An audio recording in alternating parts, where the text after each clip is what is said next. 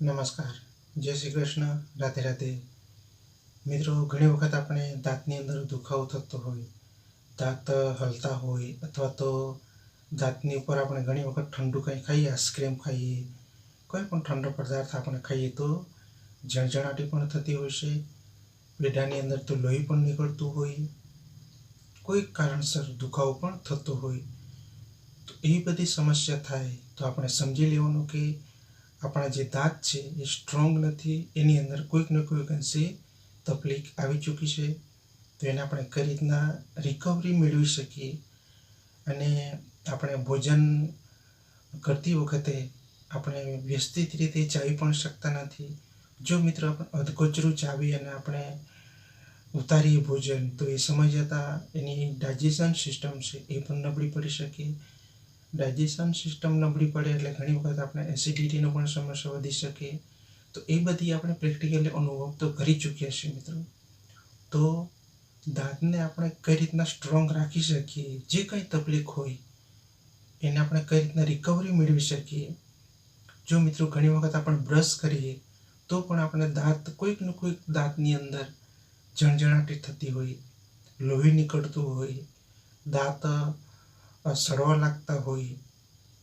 તો એવી બધી જે સમસ્યા થાય તો એના માટે સૌથી પહેલાં તો આપણે એક પ્રેક્ટિકલી આપણે નિયમ આપણે જાણવો જરૂરી છે કે આપણે મોટે ભાગે આપણે કોલગેટનો ઉપયોગ કરી રહ્યા છીએ મિત્રો. તો બને ત્યાં સુધી આપણે કોલગેટનો જે ઉપયોગ કરીએ છીએ બ્રશને સાફ સુથરા કરવા માટે, તો કોલગેટને બંધ કરવું જરૂરી છે. તો એના માટે ઘણા એવા આયુર્વેદિક ઔષધિઓ છે, વનસ્પતિઓ પણ છે, એનો આપણે ઉપયોગ કરી શકીએ, જેથી કરીને આપણા દાંત જે છે એ સ્ટ્રોંગ રહી શકે. એટલે ઘણી વખત આપણે દુખાવો થતો હોય એટલે મીઠું આપણે દાંત ઉપર નાખી અને દુખાવામાંથી આપણે છુટકારો મેળવી શકીએ. અથવા તો પેઢામાંથી લોહી નીકળે તો એ જગ્યા પર આપણે મીઠું મૂકતા હોઈએ છીએ. એ જગ્યા પર ઘણી વખત સોજો પણ આવી જાય, પેઢાની અંદર સોજો પણ આવી જતો હોય છે. તો એવા સંજોગોની અંદર પણ આપણે મીઠું મૂકીએ છીએ અને સોજો દૂર થઈ શકે છે. તો એ સમય જતાં ધીરે ધીરે તકલીફ વધી શકે, દાંત હલી જાય, ખરી પણ જાય. તો આજના વિડીયોની અંદર આપણે એક તેલ છે એનો ઉપયોગ કરીએ. ફક્ત આપણે અઠવાડિયાની અંદર 2 થી 3 દિવસ અથવા તો 1 દિવસ તમે એનો પ્રેક્ટિકલી અનુભવ તમે કરજો, જેથી કરીને આપણે સમય જતાં આપણને દાંત સંબંધી જે કંઈ તકલીફ થઈ રહી છે એમાંથી તમે છુટકારો ચોક્કસપણે મેળવી શકશો. ઘણી વખત તમે જમરૂખ ખાતા હો અથવા કોઈક એવું કઠણ જે ફળ છે એ જો આપણે ખાઈએ ચાવીને તો લોહી આપણને જોવા મળતું હોય છે, બરોબર છે. એટલે પેઢામાંથી લોહી નીકળતું હોય છે. તો એવી બધી જે સમસ્યા થાય તો એમાંથી આપણે છુટકારો મેળવવો જરૂરી છે. અને દાંત જે હલે છે અથવા જણજણાટી થાય છે એમાંથી પણ આપણે છુટકારો મેળવી શકશું. એટલે દાંત સંબંધી કોઈ પણ પ્રકારની તમને તકલીફ થતી હોય તો આ વિડીયો ધ્યાનપૂર્વક જોઈ લેજો, અને તમે અઠવાડિયાની અંદર 1 દિવસ, 2 દિવસ, 3 દિવસ સુધી પણ આ પ્રેક્ટિકલી તમે ટ્રાય કરજો, જેથી કરીને તમને ધીરે ધીરે કરીને એની અંદર હુબહુ તમને રિકવરી તમને ચોક્કસપણે જોવા મળી શકશે. તો એની અંદર સૌથી પહેલાં તો આપણે તલના તેલનો ઉપયોગ કરવાનો છે. એને ઉતારવાનું કંઈ નથી, ફક્ત તમે મોંની અંદર નાખી દો. તમારી ઈચ્છા અનુસાર જેટલું તમારે મોંની અંદર ભરવું એ ભરી દો. ત્યારબાદ તમે કોગળા કરો 5 મિનિટ, 10 મિનિટ સુધી. તમે જે દિવસે તમે ફ્રી હો ઘરે એ દિવસે તમે પ્રેક્ટિકલી અનુભવ કરી જુઓ. તલનું તેલ લેવાનું, મોંની અંદર ભરી દો, અને ત્યારબાદ તમે કોગળા કરો ઉપર નીચે, ડાબી તરફ, જમણી તરફ, બરોબર છે. એટલે 5 થી 10 મિનિટ સુધી કોગળા કરો અને ત્યારબાદ એને કાઢી નાખો. અને ત્યારબાદ ફરી તલનું તેલ લઈ અને તમે આંગળી પર લઈ અને દાંત પર તમે આ રીતે ઘસી શકો. આ પ્રેક્ટિકલી અનુભવ તમે અઠવાડિયાની અંદર 1 દિવસ અથવા 2 દિવસ તમે કરજો, જેથી કરીને ધીરે ધીરે કરીને જે તમને સમસ્યા થઈ ચૂકી છે, દાંતની અંદર જણજણાટી થતી હોય, દુખાવો થતો હોય, દાંત હલતા હોય, પેઢામાંથી લોહી નીકળતું હોય, એ બધી જે સમસ્યા થતી હોય એમાંથી તમે છુટકારો મેળવી શકશો. એટલે તમને કોઈ આડઅસર થવાની પણ શક્યતા નથી. અને કદાચ મોંમાંથી જો તમને ઘણી વખત દુર્ગંધ આવતી હોય, મોઢું સુકાઈ જતું હોય, એવી બધી જો સમસ્યા થતી હોય તો એમાંથી પણ તમે છુટકારો મેળવી શકશો. તો તલનું જે તેલ છે એ દાંત માટે ખૂબ ઉત્તમ એક તેલ છે. ફક્ત એના કોગળા કરવાના છે મિત્રો, અને આપણે દાંતની જે કંઈ તકલીફ થઈ રહેશે એમાંથી આપણે છુટકારો મેળવી શકશું. એટલે તમને દુખાવો થતો હોય, દાંતની અંદર ઝણઝણાટી થતી હોય, પેઢામાંથી લોહી નીકળતો હોય, દાંત સડતા હોય, તો દાંત સડવાનું મુખ્ય કારણ એ જ છે. ઘણી વખત તમે ચિકન પાર્ટી પણ કરતા હશો અથવા તો મટન પાર્ટી પણ કરતા હશો.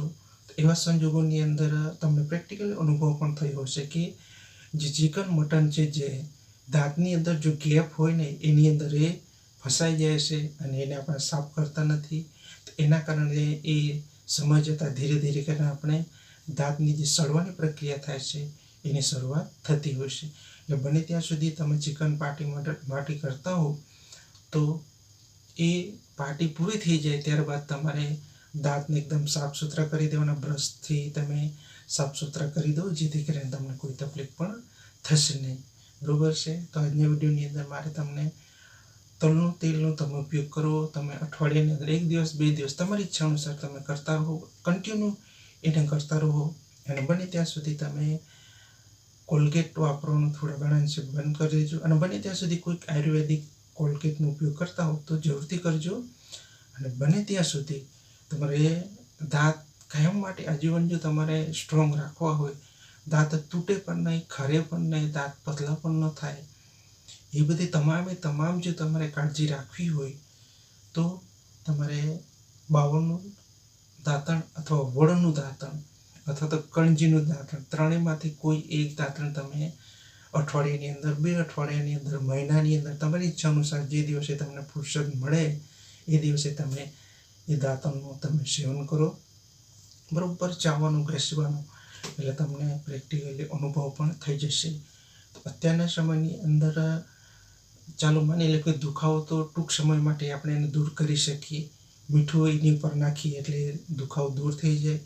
પેઢામાંથી લોહી નીકળતું હોય તો સોજો આવી જતો હોય, એ જગ્યા પર આપણે મીઠું લગાવીએ એટલે એની અંદર પણ આપણે છુટકારો મેળવી શકીએ. પણ જે મેઇન પ્રોબ્લેમ એ છે કે દાંત ઉપર જણજણાટી થતી હોય, બરાબર છે, એનો જો તમને પ્રેક્ટિકલ અનુભવ થતો હોય તો એ જણજણાટી થવાનું મુખ્ય કારણ એ જ છે કે આપણે જે કોલગેટનો જે ઉપયોગ કરીએ છીએ અને કન્ટિન્યુ આપણે બ્રશ કરતા રહીએ છીએ તો દાંત ઉપર લેયર હોય છે, એ લેયર ધીરે ધીરે કરીને ઘસાઈ જતા હોય છે. એટલે દાંતની જે સેન્સિટિવિટી છે એ વધી જાય, ઓછી થઈ જાય. એટલે આપણે કોઈ પણ ઠંડુ પદાર્થ, આઈસ્ક્રીમ ખાઈએ, કંઈ પણ આપણે ઠંડુ પદાર્થનું સેવન કરીએ તો એ જણજણાટી થતી હોય છે. તો એ ધાતુનું જે લેયર છે એને આપણે સ્ટ્રોંગ રાખવું હોય, એને એ જો લેયર ઘસાઈ ન જાય એની જો કાળજી રાખવી હોય તો આપણે આયુર્વેદિક કોલગેટનો તમે ઉપયોગ કરો અથવા તો આયુર્વેદિક જે ઔષધિઓ મેં તમને બતાવી, કણજી છે, બાવળ છે, એ દાંતણનો તમે ઉપયોગ કરો, જેથી કરીને આપણે દાંતનું જે લેયર છે કોઈ દિવસ ઘસાશે પણ નહીં, દાંત સ્ટ્રોંગ પણ રહી શકશે. આ તમને પ્રેક્ટિકલી અનુભવ પણ તમને મળી શકશે. તો જરૂરથી તમે આ તલના તેલનો ઉપયોગ કરજો, જેથી કરીને દાંત સંબંધી કોઈ પણ પ્રકારની તમને તકલીફ થઈ ચૂકી હોય અથવા ના પણ થતી હોય તો પણ તમે અઠવાડિયાની અંદર જે દિવસે તમારી છુટ્ટી હોય, નોકરી પરથી રજા હોય, એ દિવસે તમે પ્રેક્ટિકલી ટ્રાય કરજો. સમય જતાં ધીરે ધીરે કરીને તમે એમાંથી છુટકારો મળી જશે. તો મળીએ કોઈ નવા વિડીયો સાથે, નવા ટોપિક સાથે. ત્યાં સુધી, અને કદાચ તમને આયુર્વેદ સાથે જોડાવાની ઈચ્છા હોય તો જરૂરથી જોડાઈ જજો, જેથી કરીને આપણે આવનાર સમયની અંદર આયુર્વેદિક ઔષધિ વિશે માહિતી હોય, જાણકારી હોય, જ્ઞાન હોય, આયુર્વેદિક ઔષધિનો ઉપયોગ કરી આપણે કરી શકીએ, કેટલા પ્રમાણમાં કરી શકીએ, એના વિશે જો તમને સંપૂર્ણ માહિતી મેળવવાની ઈચ્છા હોય તો આ ચેનલને જરૂરથી સબસ્ક્રાઈબ કરી દેજો, જેથી કરીને તમને આવી જ આયુર્વેદિક ઔષધિઓ વિશે માહિતીઓ મળતી રહેશે. અને બને ત્યાં સુધી તમારા શરીરનું ખાસ ધ્યાન રાખજો. શરીર સુરક્ષિત રહે એવા થોડા ઘણા છે આપણે નિયમો પણ આપણે પોતાના માટે ઉતારવા જરૂરી છે. તો જ આપણે શરીરને સુરક્ષિત અને સ્ટ્રોંગ રાખી શકીશું. તો મળી કોઈ નવા વિડીયો સાથે, ત્યાં સુધી જય શ્રી કૃષ્ણ, રાધે રાધે.